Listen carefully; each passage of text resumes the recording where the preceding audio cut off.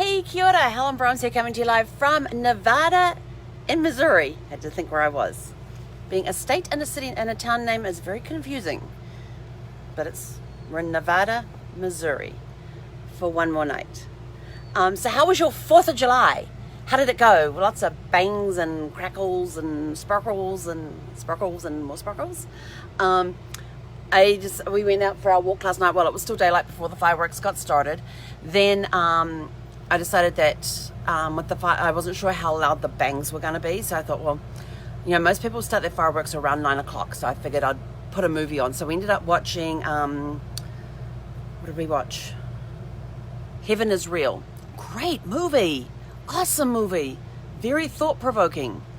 If you haven't seen it, and if you're interested, watch it. It's about a 4-year-old and his near-death experience that he had. It was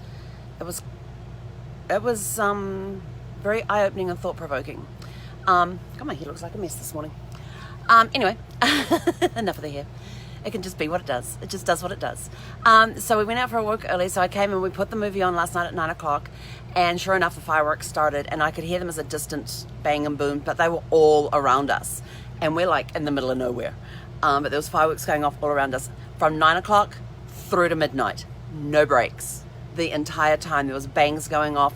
Like I said, all around us. None of them in the campground. But definitely outside the campground, there was plenty of fireworks going off for 3 hours. We had the movie going, and Zeffie just went and slept in her crate. She wasn't too keen on the booms.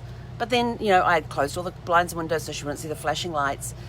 She got to know Buster yesterday. She got to meet Buster yesterday, and Buster is the horse that's here at the campground. And we were walking around, and Buster was outside over at the far fence.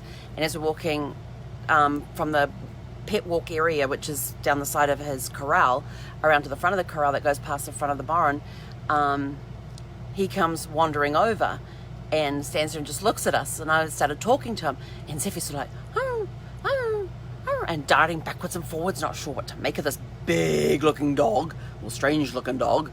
And then she tries to engage him. And so then Buster puts his head down and starts his head underneath and starts chomping at the grass. They have a very nice edge of grass along the fence line there, I think, because he keeps putting his head down and chomping it and keeping it nice and neat. And so I got Zeffie on the short leash and had managed to hold her on my left side while I was able to reach across and stroke Buster with my right hand. But Zeffie just wasn't sure about this thing. And Buster was just like, I don't care.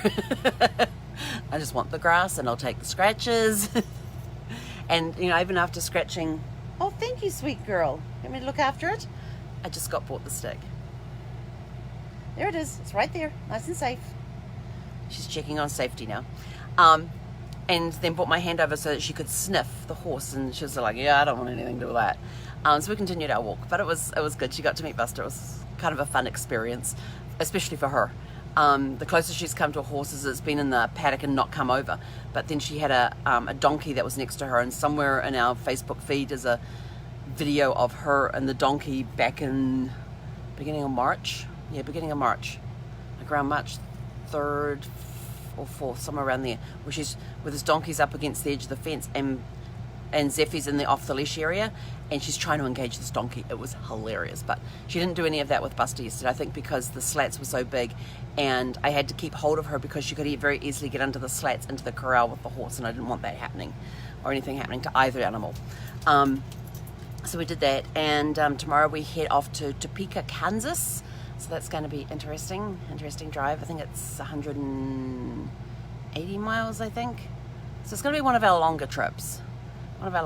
But today I am, besides rest and relaxation, which is what Sundays are all about, rest and relaxation, my brain is buzzing with ideas right now, and especially on the genealogy videos with hints and tips and stuff. So I'm busy documenting all of those ideas as they pop into my head right now, and I'm actually going to take some of those ideas and start putting bullet points with those ideas on things to talk about when I start doing the videos, because this week I'm going to start recording the videos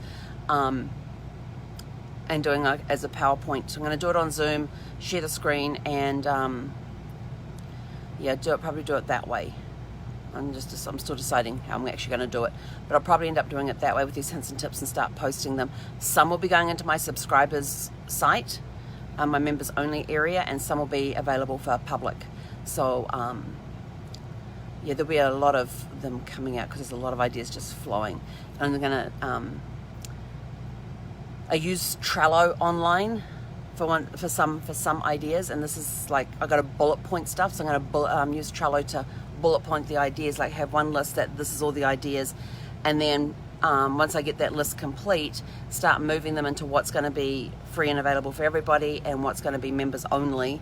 And then in each card that's on the Trello, I'm going to put the bullet points that I want to talk about in each one. So basically the scripts are done, and then we'll just because some of them are going to need PowerPoints to go with them, so they're going to get flagged they're going to get flagged one color to say PowerPoint needs to be made, or some sort of video needs to be made with I'll probably do it with PowerPoint since I don't have a whiteboard, and I don't have a very good camera set up. Although, yeah, I probably could, because I've got Brad's Whippy-Doo bells and whistles camera on with me, but all I know how to do is point and shoot it.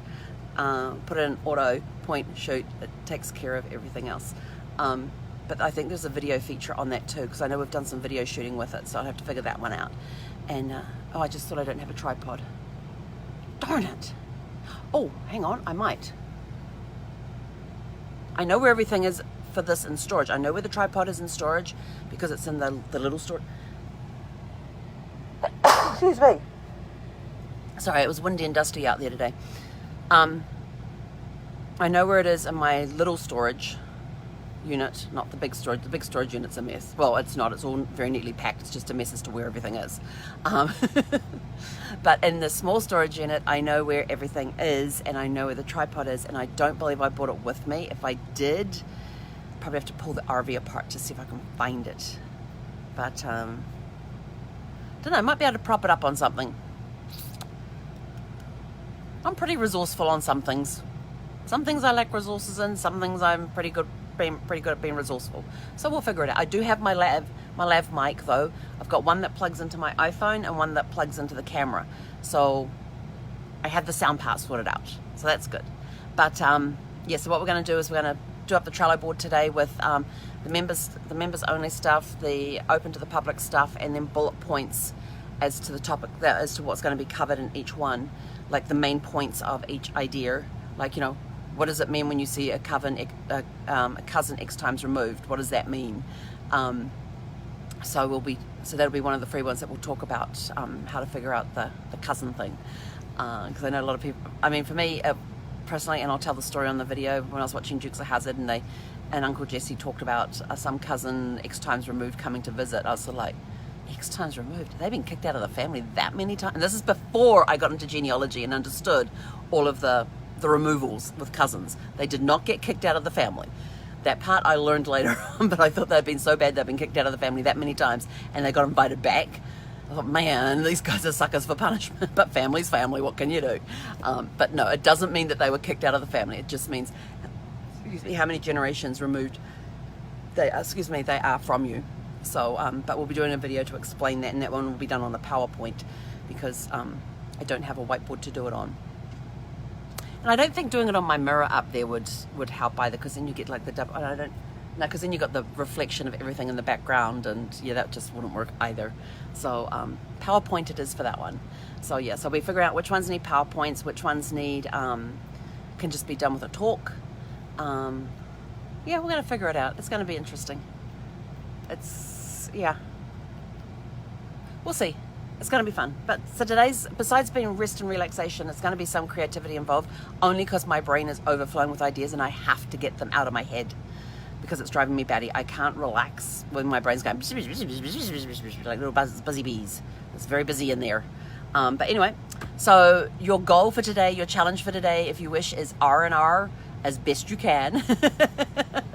Some people want some R&R after yesterday's celebrations, but I hope you all had a super fantastic sparkling 4th of July. Oh, and before I forget, the year ago I was in New Zealand celebrating my brother's 50th birthday.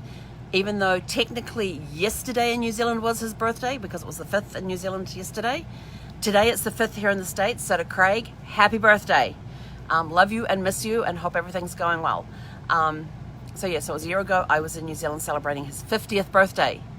So yeah, it's kind of hard to believe that I was there last year helping him celebrate his 50th. I was like, I have a brother who's 50. And then I had to remind myself that at the time I was 52. So it was sort of like, oh yeah. And then I suddenly thought, oh my gosh, in a couple of years I have another brother that's going to be turning 50. It's like, wow, then that'll be all my siblings 50 and all three of us in our 50s.